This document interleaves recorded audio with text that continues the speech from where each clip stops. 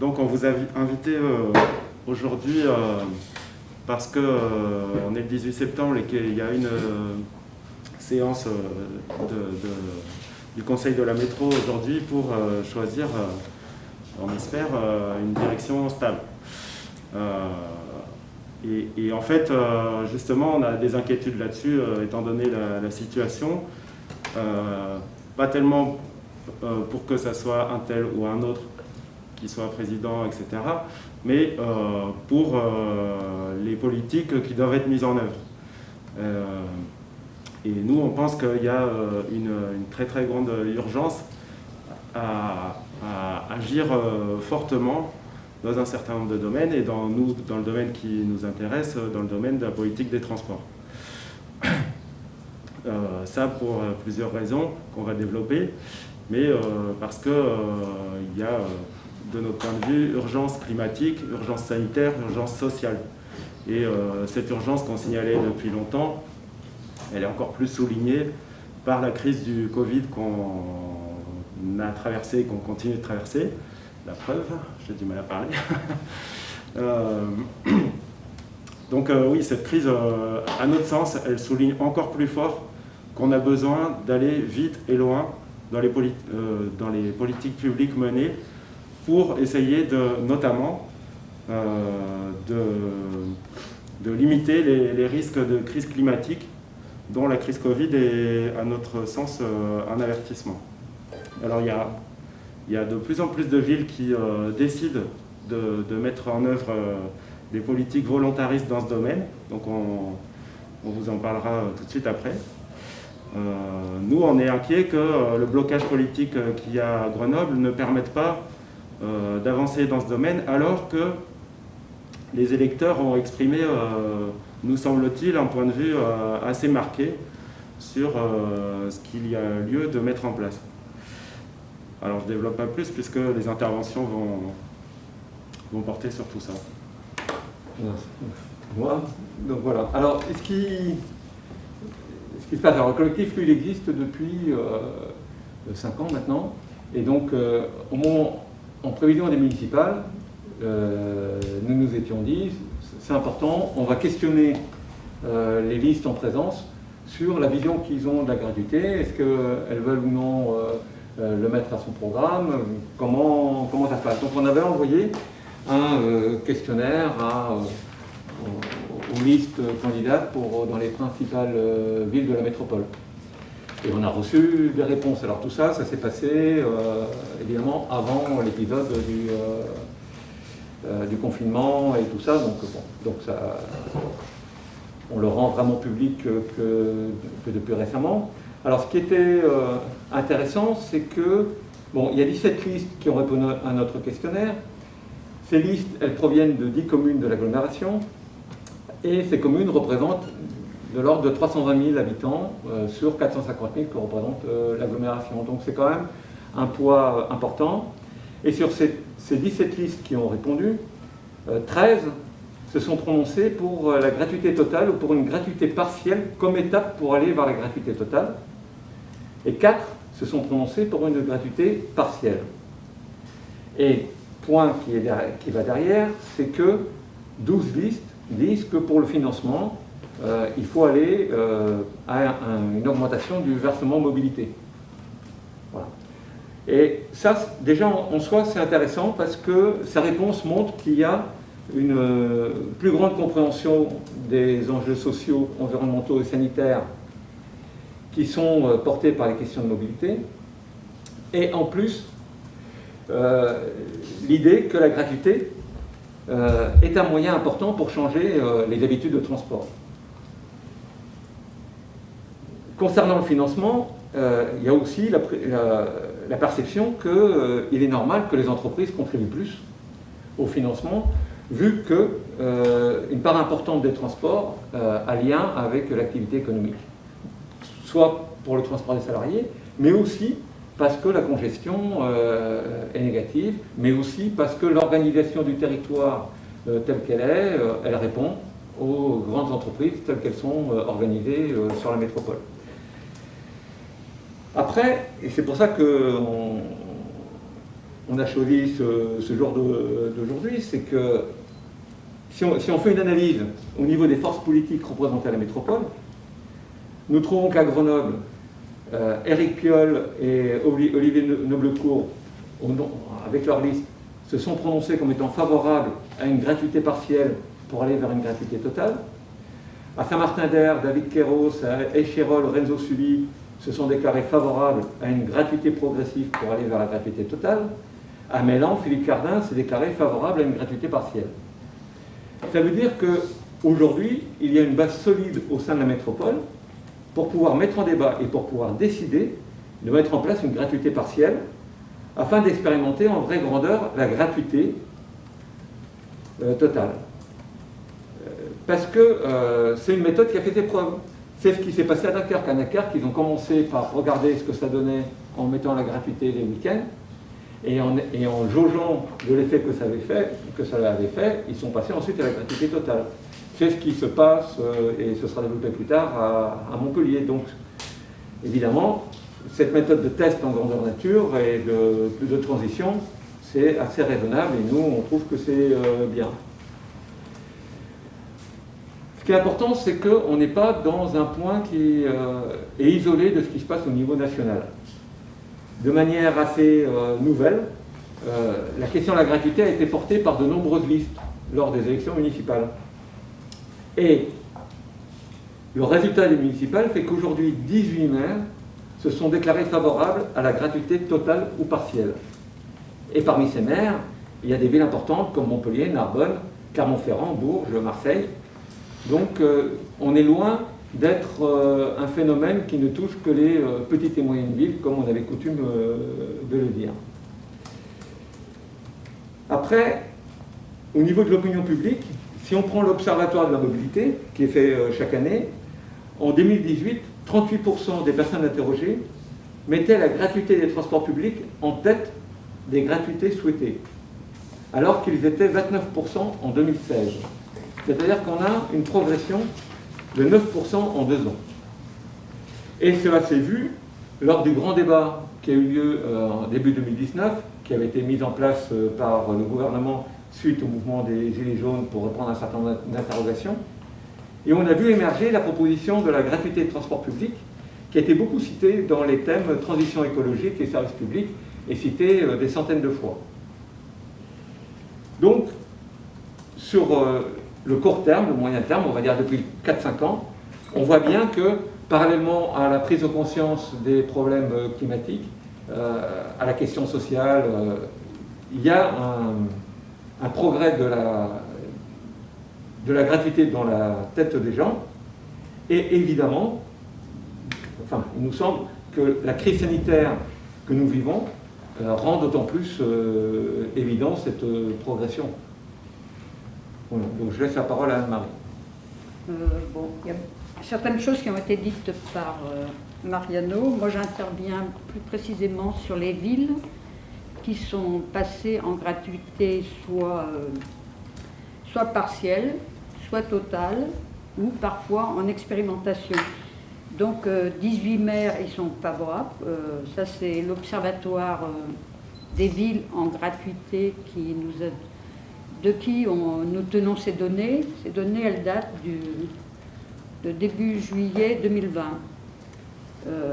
Par ailleurs, elles ont évolué encore. Donc, pour la plus emblématique des villes passées en gratuité, et rapidement, pour nous, c'est Montpellier. Parce que pour une fois, c'est une métropole. Elle a l'importance de Grenoble en population, 450 000 habitants. Et c'était une promesse de campagne du maire qui est socialiste d'ailleurs, qui par ailleurs est président de la métro. Et la mise en place de cette gratuité, donc, s'est faite dans un premier temps pour le week-end fin août. Après, il y aura plusieurs... Ça, c'est la première étape. La deuxième étape se fera à la rentrée 2021. Et ce sera gratuité pour les jeunes et pour les seniors. La troisième étape sera la mise en place de la gratuité totale. Et ça, ça se fera à mi-mandat, donc ça veut dire dans 3 ans, quoi. Donc cet exemple-là, pour nous, c'est vraiment significatif après Dunkerque, parce que pour nous, collectif gratuité des transports publics de l'agglomération grenobloise, donc qui existe depuis 5 ans et demi, on va dire, ça montre que la gratuité des transports en commun est possible ailleurs que dans les petites villes. Parce que pour le moment, c'était un des arguments qu'on nous opposait sur l'impossibilité de financer. Donc, outre cet exemple le plus significatif, la notion de gratuité des transports publics nécessaire et possible monte dans l'opinion. De nombreuses listes municipales, comme l'a dit Mariano, l'ont intégrée à leur programme. Les municipalités envisagent de l'appliquer. Bourges, Millau, Laval et Narbonne, Dax, Martigues, Vannes et Granville, et ces dernières envisageant la gratuité totale. À Clermont-Ferrand, qui est aussi une ville importante, la gratuité sera expérimentée le week-end, avant une gratuité totale plus tard. À Marseille, ce sera une gratuité pour les jeunes et les personnes à minima sociaux, dans un premier temps, et totale ensuite. Peut-être à l'exemple d'Aubagne, qui est quand même dans son aire de proximité. Et à Besançon, même démarche à Besançon, Cergy, Chambéry, et même à Lille, proposition surprise de Martine Aubry. À Rouen, la gratuité s'expérimente le samedi, et si ça marche, sera étendue au week-end. Bon, là, c'est mis en place dès ce mois de septembre. À Paris, l'offre de transport, la gratuité des transports en commun, les mobilités actives sont à l'étude et envisagées comme moyen de lutte contre la pollution et surtout pour freiner le trafic automobile. Donc ça bouge, ça avance dans l'opinion, pendant qu'à Grenoble, nous sommes en stand-by depuis le 17 juillet. Et le conseil métropolitain, donc, qui se réunit en ce moment même, va peut-être prendre de nouvelles décisions. Nous saurons dès ce soir, on l'espère. Donc voilà, selon les villes et territoires, ces avancées se font par le travail des collectifs, comme le nôtre, qui contribue à une appropriation populaire, et il y en a de plus en plus d'ailleurs. Mais donc ça contribue à conscientiser, à faire prendre en compte l'enjeu du droit à la mobilité pour tous, parce qu'avec la précarité, etc., se déplacer est un droit et un besoin assez quotidien, on va dire. Je vais enchaîner un peu plus sur la question des transports. Donc depuis le 1er janvier dernier, on a vu l'émergence du SMAG, donc, qui est une autorité organisatrice des mobilités, ça ne dit plus des transports mais des mobilités, unique à l'échelle de la métropole grenobloise, du Grésivaudan et du Voironnais, partiellement pour l'instant sur le Voironnais. Et cette autorité, le SMAG, pourrait même s'élargir à une dizaine d'autres intercommunalités d'ici à l'horizon 2021. Donc c'est un projet très ambitieux. Nous, on pense que c'est une démarche pertinente. En effet, si on regarde les déplacements quotidiens entre le cœur de la métropole et le reste de la grande région grenobloise, donc typiquement le périmètre du SMAG, je crois que c'est les chiffres de 2010 et c'est sûrement plus aujourd'hui, mais on a près de 330 000 déplacements par jour, ce qui est considérable, avec un trajet moyen de 19 km. Alors, ça représente 20% des déplacements en volume dans toute la métropole, enfin même dans tout le Grand Grenoble. Par contre, c'est 60% du kilométrage parcouru et donc des émissions de gaz à effet de serre. Alors, le SMAG, nous on pense que c'est bien, mais ça sera un outil pertinent si et seulement si l'objectif est une politique très volontariste et ambitieuse de transport et une véritable rupture. Parce qu'il y a urgence. Donc, je disais climatique, sanitaire et sociale. Climatique, on pourrait multiplier les exemples et les données, mais par exemple, 14 des 15 années les plus chaudes depuis qu'on peut mesurer les températures ont été au XXIe siècle.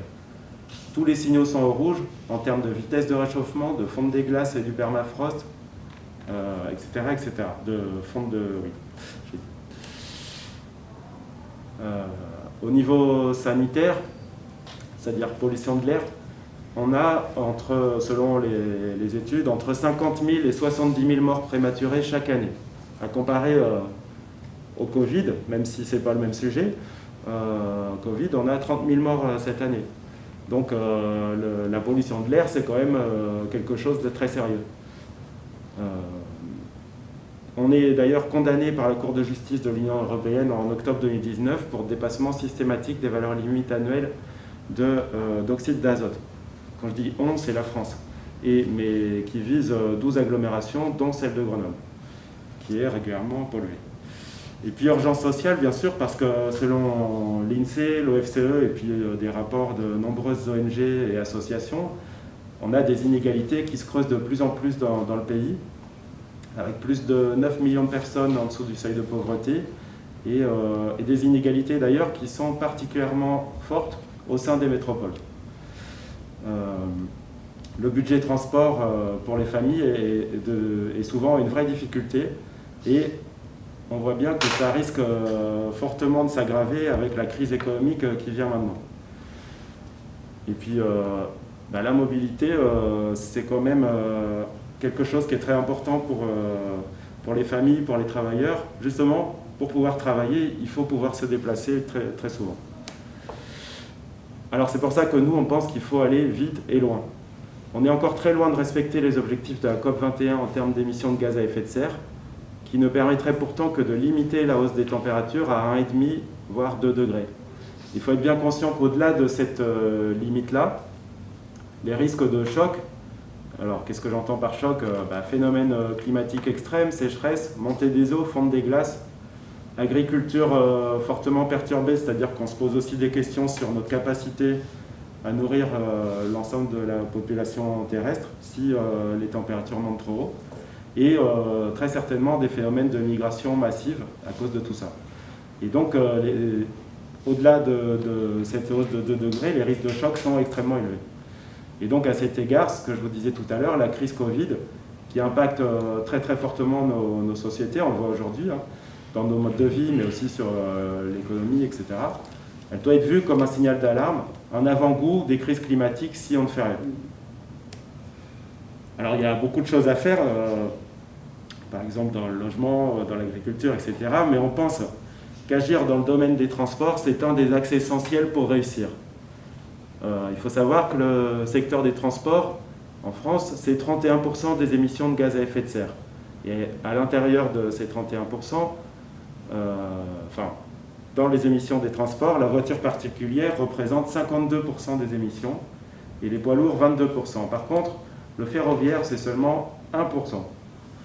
Donc tenir les engagements de la COP21, c'est réduire de 30% les émissions de gaz à effet de serre des transports d'ici 2030. 2030, c'est demain. À l'échelle de la politique d'une métropole, par exemple, 10 ans, c'est court. Or, entre 1990 et 2017, ces mêmes émissions liées au transport, elles ont augmenté de 13%, alors qu'elles devraient diminuer. Donc à cet égard, la politique d'élargissement des autoroutes et rocades est une aberration, d'autant que ça n'a jamais résolu la question des bouchons. L'exemple bien connu, c'est Los Angeles qui a construit une rocade à 2 fois 13 voies, c'est américain, 2 fois 13 voies, qui, quelques mois après sa construction, s'est retrouvée saturée et bouchonnée. Vous imaginez des bouchons sur 13 voies, ça doit être quelque chose d'exceptionnel. Alors on pense aussi qu'il faut arrêter d'urgence la croissance de l'artificialisation des sols. On n'en parle pas très souvent, mais c'est important. Actuellement, la croissance de l'artificialisation des sols, il ne faut pas que je dise trop ce mot, c'est à peu près un département tous les 10 ans bétonné. Donc si on continue à ce rythme, on pense que ça sera 20% des sols qui seront bétonnés en France d'ici 2100. Aujourd'hui, on est à 10-12%, je crois. Ça a un impact très fort sur la biodiversité, mais aussi sur l'agriculture, ne serait-ce qu'en surface disponible pour produire de la nourriture.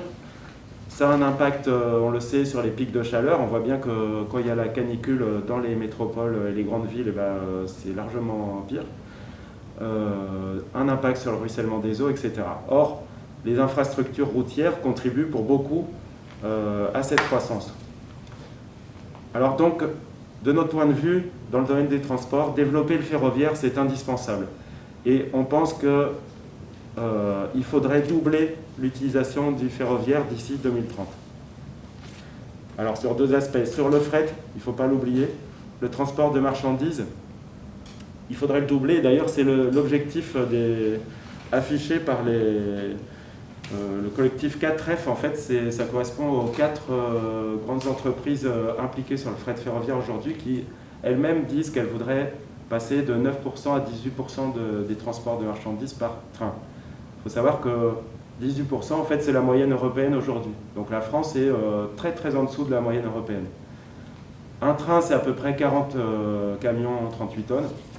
Donc ne serait-ce que ça, on voit bien que si on double le nombre de trains de marchandises, c'est autant de camions en moins sur les routes, et donc un impact positif évidemment sur la circulation et sur la pollution. Je rappelle que c'est 22% de la pollution des transports par camion. Et puis, il y a le transport de voyageurs.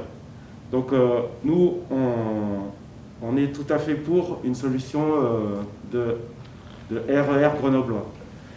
C'est l'expression qui est utilisée. Donc, c'est-à-dire développer fortement le transport de voyageurs par train autour de la métropole avec des cadences et des capacités importantes. Aujourd'hui, donc ce que je vous disais, les échanges entre le cœur métropolitain et le reste de la grande région grenobloise, 82% des gens se déplacent en voiture. Le train, c'est une capacité beaucoup plus grande, bien meilleure que celle des autoroutes. C'est aussi un faible impact sur l'occupation des sols. Et puis, c'est une faible consommation énergétique.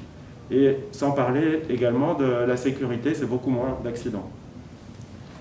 Donc c'est indispensable pour changer massivement les habitudes, évidemment couplé à un développement en parallèle des réseaux de bus et trams dans les différents bassins de vie et de travail, avec aussi une synchronisation des différents modes de transport.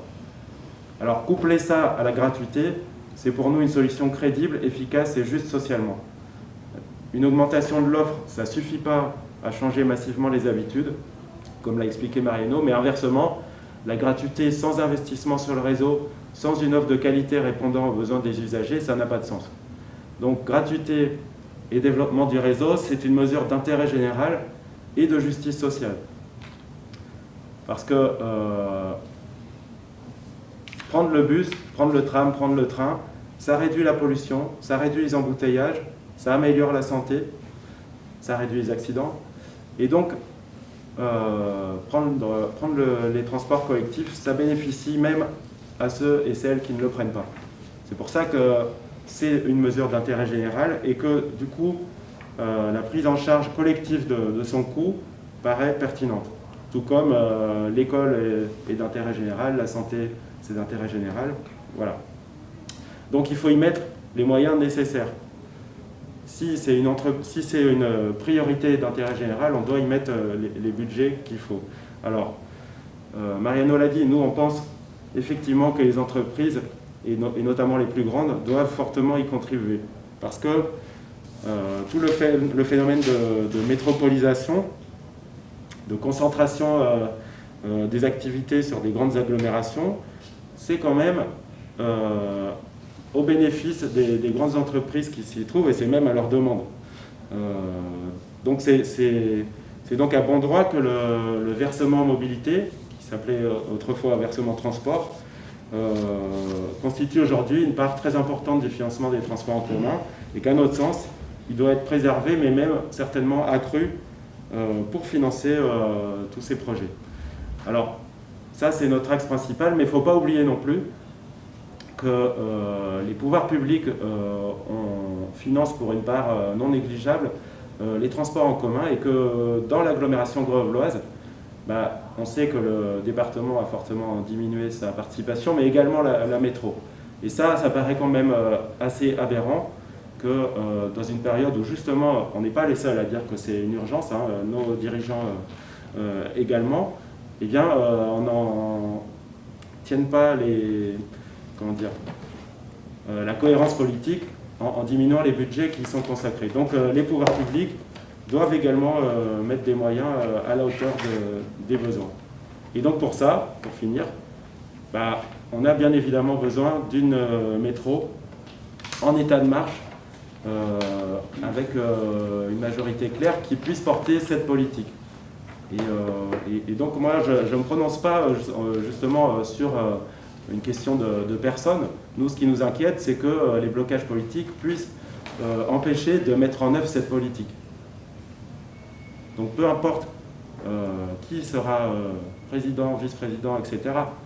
Ce qui compte, c'est la politique qui sera mise en œuvre et l'équipe qui la portera